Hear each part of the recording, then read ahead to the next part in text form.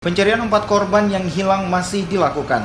Direktorat Polair Polda Sulawesi Tengah ikut bergabung melakukan pencarian menggunakan helikopter. Penyisiran juga dilakukan dengan kapal nasional SAR Bisma. Kepala Kantor Basarnas Palu, Adrias Hendrik Johannes, mengatakan pencarian di hari ketiga belum membuahkan hasil. Sistem pencarian juga dibagi beberapa tim untuk mencari di lokasi tenggelamnya kapal cepat yang ditumpangi rombongan calon Bupati Banggai Laut nomor urut 2. Diketemukan dari 3 menjadi 4. Jadi saat ini tim SAR gabungan yang berada di lokasi sementara melaksanakan pencarian terhadap 4 orang korban yang belum ketemu. Sampai siang ini dilaporkan masih nihil dan tetap melaksanakan operasi pencarian sampai dengan sore hari.